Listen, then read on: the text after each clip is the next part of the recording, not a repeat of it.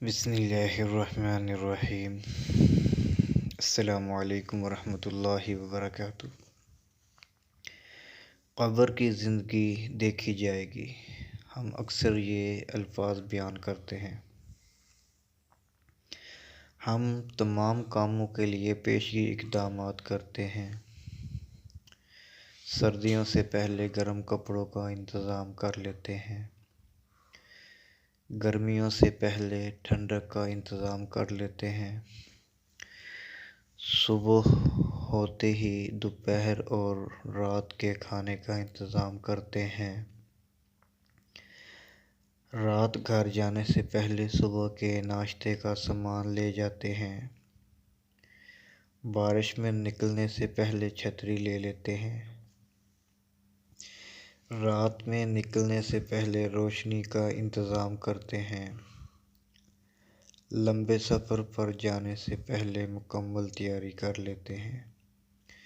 لیکن قبر طویل، جہاں ہمیشہ ہمیشہ کے لیے زندگی کے لیے تیاری کرنے پر آمادہ نہیں بلکہ اپنے آپ کو تسلی دیتے ہیں کہ دیکھی جائے گی۔ حالانکہ یہ بات نہیں کرنی چاہیے۔ اپنی اندھیری قبر کو روشن کرنے کی خود تیاری کریں۔ آج زندہ انسان سے کوئی وفا نہیں کرتا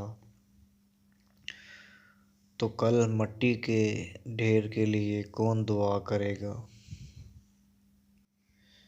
جیسا کہ ساری عمر سیٹ ہونے کی کوشش میں بھاگتے رہے اور آخر میں کسی نے قبر میں اتار کر کہہ دیا، منہ کعبہ کی طرف کر دیں، ہاں اب سیٹ ہے، اب ٹھیک ہے۔ بس یہی ہے زندگی انسان کی۔ اے انسان سنبھل ذرا، سوچ ذرا، یہ دنیا فانی ہے۔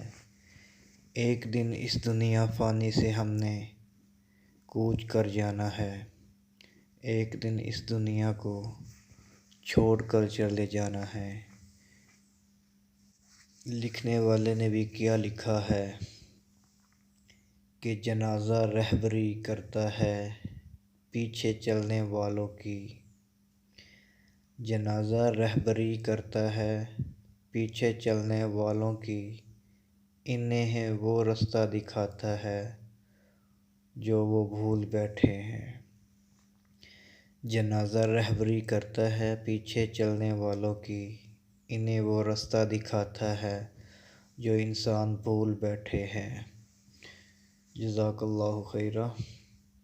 السلام علیکم ورحمۃ اللہ وبرکاتہ۔